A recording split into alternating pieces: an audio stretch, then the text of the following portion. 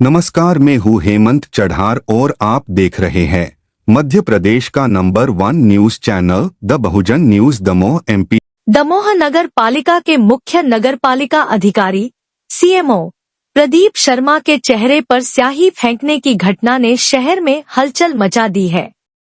इस मामले में प्रशासन ने सख्त कदम उठाते हुए 2 आरोपियों के खिलाफ केस दर्ज किया है। साथ ही झूठी अफवाह फैलाने और घटना में समर्थन देने के आरोप में 2 स्थायी कर्मचारियों की सेवाएं समाप्त कर दी गई हैं। एक कर्मचारी को निलंबित किया गया है और 2 अन्य को नोटिस जारी किया गया है। यह घटना 29 मार्च को तब हुई जब नगर पालिका कर्मचारी घंटाघर से धार्मिक ध्वज हटाने गए थे।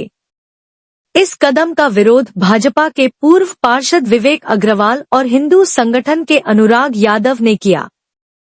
बाद में आरोपियों ने सीएमओ के घर जाकर उनके चेहरे पर स्याही फेंक दी। इस घटना से नगर पालिका की छवि धूमिल हुई और शहर में तनाव की स्थिति उत्पन्न हो गई। प्रशासन ने मामले की जांच के लिए 3 सदस्यीय समिति गठित की थी। समिति ने अपनी रिपोर्ट कलेक्टर सुधीर कुमार कोचर को सौंपी, जिसके आधार पर नगर पालिका ने संबंधित कर्मचारियों के खिलाफ कार्रवाई की। स्थायी कर्मचारी लक्ष्मण कसोटिया और जावेद गौरी की सेवाएं समाप्त कर दी गई है। चतुर्थ श्रेणी कर्मचारी राजा दुबे को निलंबित किया गया है, जबकि मनोज तिवारी और प्रवीण शिवहरे को नोटिस जारी किया गया है।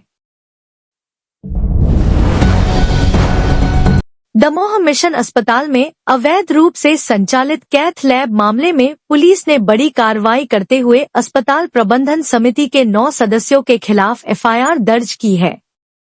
इस लैब में बिना पंजीयन कार्डियक प्रक्रियाएं की जा रही थी, जिनमें कुछ मरीजों की मौत भी हो गई थी। इस मामले में पहले से ही डॉक्टर एन जॉन कैम को 7 मौतों का आरोपी बनाया गया है, जो 17 अप्रैल तक पुलिस रिमांड पर है। एसआईटी उससे लगातार पूछताछ कर रही है। मुख्य चिकित्सा एवं स्वास्थ्य अधिकारी सीएमएचओ की रिपोर्ट के आधार पर कोतवाली थाने में प्राथमिकी दर्ज की गई। रिपोर्ट में बताया गया कि अस्पताल प्रबंधन ने जबलपुर के डॉक्टर अखिलेश दुबे के फर्जी हस्ताक्षर कर ऑनलाइन रजिस्ट्रेशन करवा लिया था। प्रबंध समिति जिन 9 सदस्यों पर केस दर्ज हुआ है, उनमें Ashim Newton, Frank Harrison, Indulal, जीवन मैसी, रोशन प्रसाद, कदीर यूसुफ, अजय लाल, संजीव लेम्बार्ड और विजय लेम्बार्ड शामिल हैं। इन पर भारतीय दंड संहिता और मध्य प्रदेश उपचार गृह अधिनियम की विभिन्न धाराओं के तहत मामला दर्ज कर जांच जारी है। प्रशासन ने संकेत दिए हैं कि आगे और भी गिरफ्तारियां हो सकती हैं। भोपाल में नेशनल हेराल्ड केस में ईडी द्वारा चार्जशीट दाखिल किए जाने के खिलाफ बुधवार को पीसीसी चीफ जीतू पटवारी के नेतृत्व में कांग्रेस कार्यकर्ताओं ने जोरदार प्रदर्शन किया। पटवारी प्रतीकात्मक तौर पर पिंजरे में तोता लेकर प्रवर्तन निदेशालय के दफ्तर पहुंचे, जिससे यह संदेश दिया गया कि ईडी केंद्र सरकार की गिरफ्त में है। प्रदर्शन स्थल पर पुलिस की कड़ी सुरक्षा रही। बीएसएनएल कार्यालय, जहां ईडी का क्षेत्रीय कार्यालय स्थित है, उसका मुख्य गेट बंद कर दिया गया। कार्यकर्ताओं ने जब बैरिकेड पार करने की कोशिश की तो पुलिस ने उन्हें रोका, जिससे धक्का मुक्की की स्थिति बन गई। कांग्रेस कार्यकर्ता तपती धूप में सड़क पर लेटकर नारेबाजी करते रहे। प्रदर्शन के दौरान ईडी कार्यालय का बोर्ड भी ढक दिया गया था, जिसे हटाने की कोशिश युवा कांग्रेस अध्यक्ष मितेंद्र सिंह यादव और सोनू तोमर ने की, लेकिन पुलिस ने उन्हें रोक दिया। प्रदर्शनकारियों ने तोते के साथ ज्ञापन भी सौंपा। गौरतलब है कि मंगलवार को ईडी ने सोनिया गांधी, राहुल गांधी, सैम पित्रोदा और सुमन दुबे के खिलाफ चार्जशीट दाखिल की थी। इस पर कांग्रेस ने पूरे प्रदेश में विरोध का ऐलान किया है।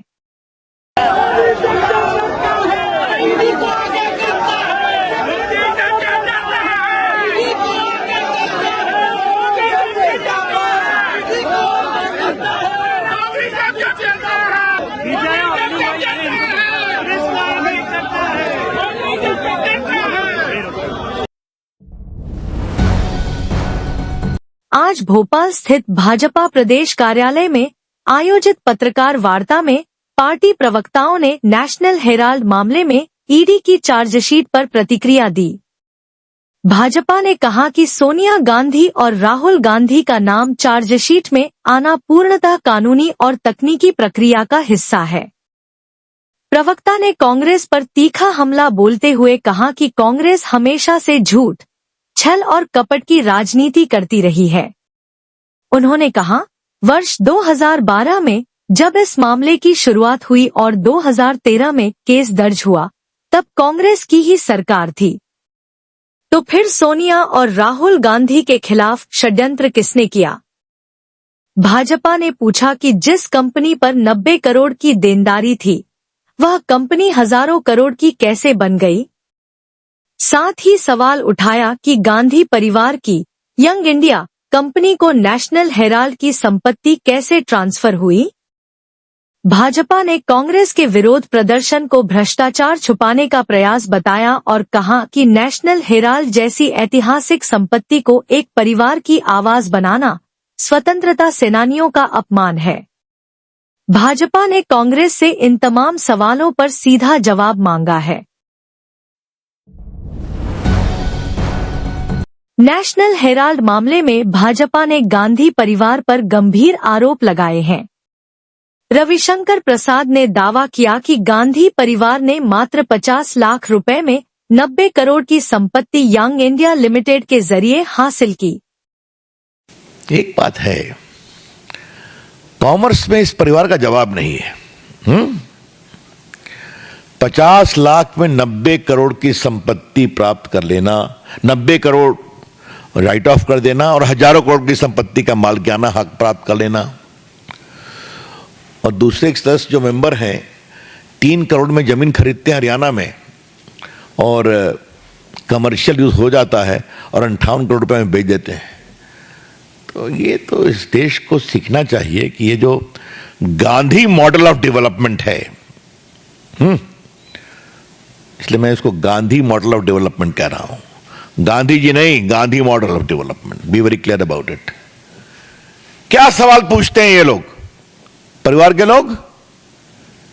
भ्रष्टाचार का इनका पूरा आचरण, शेयर की हेराफेरी करो, संपत्ति बनाओ, और ये सारी संपत्ति सरकार के द्वारा दी हुई थी। क्या भोपाल, क्या पटना, क्या लखनऊ। फिर उसके बाद ईडी ने मामले को टेकअप किया और मामले को टेकअप करके उन्होंने पूरे मनी लॉन्ड्रिंग एक्ट, बाकी प्रोविजन के अनुसार सब कुछ समझा और उन्होंने अपनी रिपोर्ट फाइल की सेक्शन 8 में बिफोर द कोर्ट। ये जो प्राइवेट कंप्लेंट बोलते हैं या कंप्लेंट बोलते हैं, that is as good as a charge sheet, क्योंकि बाकी जो क्रिमिनल लॉ में कंप्लेंट होता है तो उसमें वो इन्वेस्टिगेशन होता है, इसमें वो इन्वेस्टिगेशन करके ही फाइल करते हैं। और कोर्ट ने कहा है कि अब मैं 21 तारीख को सुनवाई करूंगा, 25 को। यही तो पूरी कहानी है। इसमें है तो क्या है भाई? और एक बात को ध्यान रखा जाए कि सोनिया जी, राहुल गांधी बेल पर हैं।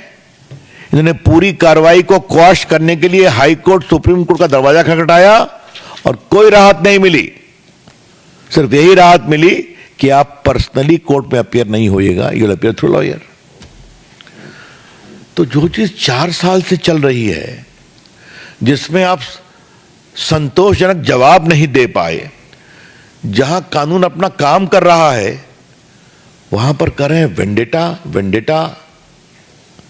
और उनके जो मेंबरान पार्लियामेंट हैं, देश के नामी गिरामी वकील, वो भी इसको अजीब प्रकार की बेबुनियाद तर्के दे रहे हैं। Subscribe the Bahujan news and like this video.